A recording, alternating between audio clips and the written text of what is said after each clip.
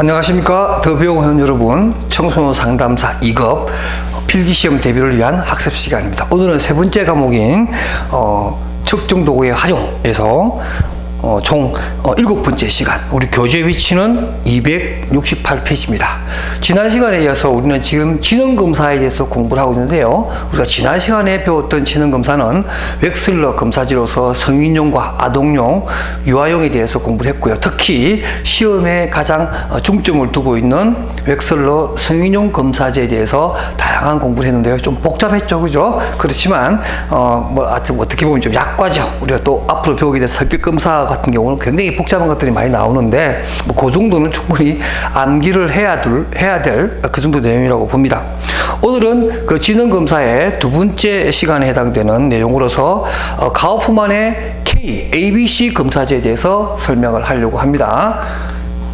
여러분 교재 위치 268페이지 나오죠. 그래서 아동용 가우프만 검사지를 살펴보겠는데요. 청소년 상담 쪽과 관련된 내용이기 때문에 아동용으로 선택을 했고, 또 시험도 마지막 그 C가 children입니다. 아동이란 뜻이죠. 그래서 가우프만 검사에서도 KABC 요와 관련된 검사지 내용을 살펴보고 시험에 준비하도록 하겠습니다. 이 검사지의 제작 목적은 심리학적인 임상적 평가를 하기 위해서 한다든가, 아니면은 그 학습 장애라든가 또는 기타 장애에 대한 심리적 평가를 하기 위해서 이 검사지를 활용하게 될 것이고요. 일반적으로 KABC로 추정되는 지능은 문제를 해결하고 정보를 처리하는 개인의 인지 처리 양식에 해당되는 것이다, 이렇게 보여집니다. 이 ABC 검사와 관련해서 우리가 좀 주목해서 보아야 될 것은 그 아랫단에 보면 좀 복잡한 그림이 하나 있는데요. 총 마법의 창부터 마지막 문장 이해까지 총 16개의 하위 검사 영역이 있습니다. 이 하위 검사 영역이 있는데 1에서부터 16까지에 대해서 우리가 좀 주의 깊게 봐야 되는 것은, 예를 들면 나이 제한이 있다는 거죠. 나이 제한. 예를 들면 1번부터 시작해서 5번 수혜생까지는 주로 순차 처리 척도로 보여지는 것들인데, 이러한 것은 일반적으로 2세에서 만 6세까지를 그 사이에 검사를 실시할 수 있다, 이런 나이 제한이 있는 반면에, 예를 들면 10번에 나오는 사진 순서와 같은 것은 만 6세가 되어야만 실시할 수 있는 동시 처리 척도에 해당되는 겁니다. 그런 것들이 있고요. 그 다음에 또 16번 같은 경우가 있겠죠. 문장 이해 같은 경우는 무려 만 7세가 되어야 됩니다. 만 7세가 되어야만 이 16번째의 하위 검사지를 실시할 수 있는 것으로 그렇게 되어 있고, 결국에는 이 검사지는 15세까지 활용하는 그런 검사지다라고 하는 것을 268페이지 표에서 우리가 확인할 수 있는 거고요. 꼭 알아두시기 바랍니다. 나이 제한이 있다, 하위 검사의 종류에 따라서. 그 다음에 이제 269페이지로 가게 되면 ABC의 종합 척도에 대해서 총 4가지 처리 척도가 있습니다. 그러니까 순차, 동시, 인지, 그 다음에 마지막으로 습득도 처리라고 하는 척도 4가지가 있다, 이제 그룹핑 되어 있습니다. 그룹핑 되어 있는데, 이러한 척도별로 하위 척도가 어떤 것들이 있느냐 하는 것들을 살펴볼 필요가 있습니다. 특징 부분은 한번 읽어봐 주시고요. 교재 269페이지 오른쪽에 보면 하위 척도들이 있어요. 그러니까 예를 들면 순차 처리 척도에 해당되는 하위 척도는 손 동작부터 수회생, 단어 배열까지 주로 순서의 어떤 능력을 알아보는 이러한 하위 검사지 척도를 꼭 기억해 주시고, 그 다음에 동시 처리 척도는 마법의 창부터 사진 순서까지 말 그대로 동시 동작으로 처리가 가능한 그러한 능력을 살펴보는 것들이죠. 그래서 총 7가지가 있는데 이것을 또 기억해 주시고, 근데 세 번째 나오는 인지 처리 척도입니다. 인지 처리 척도는 오른쪽 편에 보면 아무것도 없는데, 그래서 없는 것이 아니라 그 위에 조금 전에 우리가 살펴봤던 순차 처리 척도와 동시 처리 척도를 합친 겁니다. 그러니까 하위 척도 3개와 하위 척도 7개를 합친 총 10가지가 인지 처리 과정 척도에 속하는 것이다, 이렇게 여러분들이 이해하시면 되겠습니다. 그 다음 마지막으로 이제 습득도 척도는 조금은 이제 고난이도의 어떤 그런 내용을 담고 있는데요. 11번에 표현의부터 시작해서 마지막 16번 문장 이해까지 총 6개의 하의 척도를 가지고 있다. 그래서 각각의 4개의 척도가 3개, 7개, 이렇게 6개 이런 식으로 그룹핑화 되어 있고 중간에 이 인지 처리 과정 척도는 무려 10개가 있다. 이렇게 그룹핑 되어 있는 4가지 영역을 여러분들이 잘 이해하시면 되겠습니다. 자, 이렇게 해서 이제 우리가 지능검사에 대한 내용을 좀 살펴보았고요. 271페이지 이제 성격검사로 넘어가도록 하겠습니다. 자, 우리가 일반적으로 우리가 보통 심리검사지 또는 측정도 그러면 대부분 우리가 성격을 많이 얘기하죠. 퍼스널리티라고 하는 성격에 관한 얘기를 많이 하는데 이 성격검사에 대해서 항상 앞부분에서 우리가 살펴보는 것 중에 하나가 뭐냐면 워낙 다양한 종류의 성격검사가 많기 때문에 이 성격검사를 좀 한번 나눠보면 일반적으로 객관적 검사라고 하는 것이 있고요. 그 다음에 투사적 검사 이렇게 2가지로 크게 우리가 성격 검사를 구분할 수가 있겠죠. 객관적 검사는 여러분들 잘 알다시피 MMPI 같은 것이 있고요. 그 다음에 CPI 하는 것도 있고 제가 순서를 틀리겠네요. 캘리포니아 대학에서 만든 CPI가 있고요. 또 여러분 잘 알고 있는 애니어그램 같은 것도 해당될 것이고, 또 MBTI에 해당되겠네요. MBTI도 해당될 것이고, 또 성격검사 뭐가 있을까요? 또 여러분 잘 알고 있는 PAI, 그죠? PAI도 속하겠네요. PAI. 이런 것들이 대부분 다 객관적 검사에 속하는 것이고, 투사적 검사는 여러분 다 알고 있는 로사, 그죠? 그 다음에 SCT, 문장 완성 검사. 그 다음에 HTP라고 해서 집, 나무, 사람, 인물화 검사. 이런 것들도 포함될 것이고, 또 TAT, 그죠? 주제 통합 검사. 이런 것들이 다 투사적 검사에 해당되는 것들입니다. 구분 좀 해 주시고요. 다음 중에서 투사적 검사가 아닌 것은 또는 객관적 검사가 아닌 것은 이렇게 약간은 수준은 낮지만 그래도 기본적인 문제로서 출제가 될 수 있기 때문에 알아두시고, 그 다음 또 중요한 것은 바로 이런 객관적 검사와 투사적 검사의 어떤 장단점을 묻는 문제도 시험에 참 잘 나오죠. 약방의 감초입니다. 장단점을 묻는 건데 제 책에 보면 272페이지 상단에 보면 객관적 검사의 장점과 단점 제가 설명해 놨고요. 이 부분을 보시고, 객관적 검사의 단점은 주관적 검사, 다시 말해서 투사적 검사의 장점이 될 것이고, 이런 투사적 검사의 단점은 객관적 검사의 장점이 되겠죠. 동전의 양면 같은 그러한 내용을 담고 있습니다. 꼭 챙겨서 272페이지 상단에 있는 기출문제도 한번 정리해 두시기 바랍니다. 자, 이어서 우리가 이제 성격검사에 대한 개별적인 검사지들을 좀 살펴볼 건데요. 그 대표적인 것이 바로 MMPI입니다. 여러분들 이쪽 분야에 공부를 많이 하시고 또 학교 다닐 때 MMPI 검사지 해보시기도 하고 아마 대부분 한 번 정도는 해석을 해보신 분들도 꽤 많기 때문에 어떤 분들은 좀 쉽게 접근할 수 있지만 처음 보시는 분들은 또 이 MMPI가 참 복잡하죠. 단순한 하나의 척도만 가지고 하는 것이 아니라 쌍으로 맺혀 있는 이 코드형을 해석해야 되기 때문에 상당히 좀 어려워하는 그런 검사지이기도 합니다. 이 MMPI 일반적으로 우리가 오리지널 판도 있습니다. 오리지널 판도 있고 또 미국에서 한 82년도에 개정됐던 또 MMPI 2판이 있고요. 또 청소년용으로 MMPI A라고 하는 검사지 유형별로 또 대상자별로 나눠져 있는데요. 시험은 주로 MMPI2 개정판을 많이 출제가 됩니다. 그렇지만 오리지널 판과 또 청소년 판과 공통적인 내용들이 있거든요. 역사라든가 기본적인 척도라든가 타당도 척도 같은 경우는 같은 것은 거의 같은 내용을 담고 있어요. 그러니까 그런 부분은 공통적으로 출제가 됩니다만은 제 강의에서는 아무래도 MMPI2가 가장 시험에 많이 나오기 때문에 집중적으로 강의를 하겠습니다. 먼저 제2절 다면적 인성검사라고 해서 미네소타 멀티 베이직 퍼스널리티 인벤토리, 약칭으로 MMPI라고 하는 검사지에 대해서 좀 살펴봅시다. 원판은 해스웨이와 맥킨지라고 하는 분이 개발을 하셨고요. 상당히 문항이 많습니다. 그러니까 예비 문항도 굉장히 많은 문항을 일단 수집을 해서 이제 변수 축소, 문항 축소 이런 요인 분석을 통해서 만들어진 그런 검사지고요.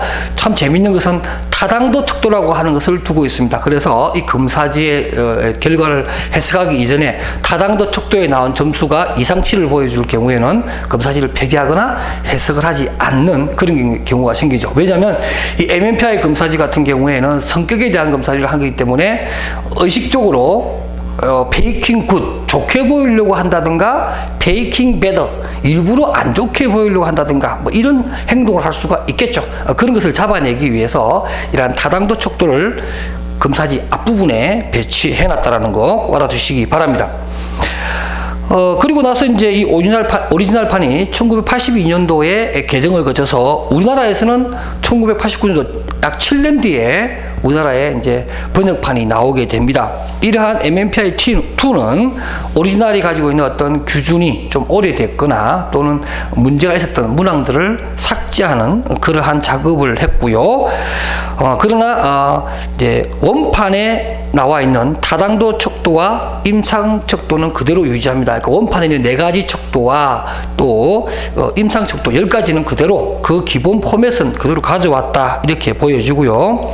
제일 마지막에 보면은 비협에 보면 새로운 척도도 개발했습니다. 그러니까 기존에 있는 4개의 타당도 척도에 또 7개의 또 척도를 또 추가를 하게 됩니다. 굉장히 좀 복잡해졌어요. 그리고 내용 척도라든가 보충 척도 이런 것들이 이제 추가가 되는데 상세한 내용은 뒤에서 살펴보도록 하겠습니다. 213페이지입니다. 역시 오리지널 MMPI 중심으로 설명을 하면 특징이 있습니다. 뭐 아주 오랜 역사를 거쳐서 만들어진 것이고 또 투입된 시간과 노력 대비 효용성이 굉장히 높고 객관적으로 잘 표준화된 규준을 가지고 있다. 다시 말해서 뭐 타당도와 신뢰도가 잘 확보되어 있는 그런 검사지라고 할 수 있겠고요. 또 다양한 유형의 MMPI가 개발되어 있어서 활용의 폭이나 활용의 가능성이 높다 이렇게 보여질 수가 있습니다. 그러나 역시 한계도 있습니다. 거기 보면 굉장히 문항도 많고 또 척도도 여러 가지입니다. 그렇다 보니까 좀 중복되는 것도 없지 않아 있고요. 중복된다라고 하는 것은 그 둘 문항 간의 어떤 상관계수 같은 것들이 겹친다 이런 뜻이 되겠죠. 그래서 어떤 변별력이 떨어질 수도 있겠다라는 얘기도 듣고요. 그 다음에 또 일부 이제 물론 뭐 개정판이 나오긴 합니다만은 그때그때의 어떤 변화된 내용들을 잘 따라잡지 못하는 뭐 이것은 일반적인 검사지가 다 가지고 있는 문제라고 볼 수 있습니다. 이 MMPI 실시는 그 실시의 두 번째 방가로 2번에 나와 있는 것처럼 초등학교 6학년 이상 정도의 문장 이해력을 갖춘 사람에게 실시해야 된다 이런 얘기가 나오고요. 그 다음에 보통 응답하는 시간은 1시간에서 1시간 30분 걸린다 이런 얘기 한번 읽어보시면 좋겠습니다. 214페이지로 갑니다. 자, 214페이지가 이제 우리가 기본적인 오리지널 판의 타당도 척도와 임상 척도를 보여주는 겁니다. 그래서 타당도 척도에는 무응답, 비전형 척도, 부인 척도, 교정 척도 이렇게 나와 있습니다. 무응답 들어가서 뭐 cannot say, 나 말하지 못해요 이런 거죠. 그렇게 함으로써 약자로는 퀘션 마크를 쓰고 있는데 무응답, 비전형 척도, 그 다음에 부인 척도, 거짓말하는 척도겠죠. 그 다음에 이제 교정 척도 이렇게 해서 4가지가 있다. 여러분들 퀘션 마크 F L, K 영어 약자도 꼭 알아두시기 바랍니다. 사실 MMPI 공부하시려면 여러분들 이 영어 약자도 좀 알아두셔야 됩니다. 그러니까 검사지 결과에 보면은 이렇게 영어 약자로 나오거든요. 그리고 가끔 시험 문제에 영어 약자만 보여주고 여기에 대한 특징을 바르게 쓴 것은 아니면 거리가 먼 것은 이렇게 얘기하니까 임상척도에 있는 약자들은 꼭 알아두시기 바랍니다. 예를 들면 기본 임상척도는 10가지가 있어요. 건강염려증부터 시작해서 제일 마지막 내향성 척도까지 10가지가 있는데 그러니까 1번부터 0까지입니다. 10번이 아니고 1번부터 0까지예요. 그래서 마지막 0은 SI라고 해서 내향성 척도이고 1번은 헬스 그러니까 H하고 S라고 하는 것을 큰 글씨와 작은 글씨를 이렇게 조합을 해서 건강염려증 척도라고 얘기를 합니다. 뭐 이건 여러분들이 뭐 나름대로 좀 암기를 하셔야 됩니다. 저는 개인적으로 뭐 근휘 반성 그 다음에 뭐 정자 내에 산책을 한다라고 해서 평강정 경내에서 산책을 한다. 이런 식으로 제가 외웁니다. 그러니까 굉장히 촌스럽게 외우는 거죠. 원래 암기는 좀 이렇게 머리 글자를 따가지고 좀 이렇게, 좀 촌스럽게 오는 거죠. 저는 이제 건우라는 학생이 반성을 하기 위해서 평강정이라고 하는 정자가 있는 그 경내를 돌아다니면서 반성을 한다. 이렇게 저는 외워요. 너무 촌스럽나요? 근데 제가 이렇게 외워도 지금 10수년간, 한 15년간 이렇게 외웠는데 전혀 안 까먹어요. 10가지가 순서대로 딱 나오거든요. 그러니까 촌스럽게 외우는 것도 좋은 방법 중에 하나입니다. 그래서 건우라는 학생이 반성을 하는데 평강정이라고 하는 정자가 있는 곳, 그 경내를 돌면서 반성을 하더라. 이렇게 하니까 저 한 번도 이게 순서가 틀린다거나 그런 적은 없어요. 그러니까 여러분들도 여러분 나름대로 암기를 해주시기 바랍니다. 하여튼 이렇게 10가지, 딱 기본적으로 10가지 외우는 것이 가장 중요합니다. 그래야만 그 다음부터 무슨 조합 코드를 본다든가 할 때도 이게 그때마다 이거 7번이 뭐지, 2번이 뭐지, 4번이 뭐지 이렇게 찾으면 안 되거든요. 이 7조합에 대해서 해석을 하시오. 그럼 2가 뭐냐? 아까 얘기했죠. 먼저 경구조, 우울증과 그 다음에 7이 뭐예요? 7은 여기 나오는 것처럼 강박증인데 이걸 찾으려면 또 한참 걸리거나 생각이 안 나면은 제대로 된 답을 못 찾죠. 이 7조합 또는 7이 조합 이런 것들이 나오는 거. 그러니까 여러분들 순서대로 여러분 나름대로의 방법으로 암기를 꼭 해 주셔야 됩니다. 275페이지 보시게 되면 이 MMPI에 대한 해석 절차가 있는데요. 참고로 읽어봐 주시는데 일단 수금자 태도를 확인하기 위해서 답변하는 어떤 그러한 시간, 아까 우리 1시간에서 1시간 반 걸리는데 너무 빨리 한다거나 또 지나치게도 너무 딜레이 된다거나 또는 뭐 누락이 된다거나 또는 지나치게 많이 막 이거 했다 저거 했다 해서 막 수정하는 건지 이런 것도 좀 살펴볼 필요가 있고, 그러니까 모든 것이 다 평가의 대상이 됩니다. 그리고 나서 이제 오리지널 같은 경우는 4개의 타당도 척도가 있다라고 그랬죠. 뭐 캔나스의 캐션 마크라든가 L이라든가 또는 뭐 K라든가 이런 척도를 좀 살펴보아서 그것이 어느 정도 이상치를 보였을 때는 폐기하는 것까지도 생각해 봐야 되고요.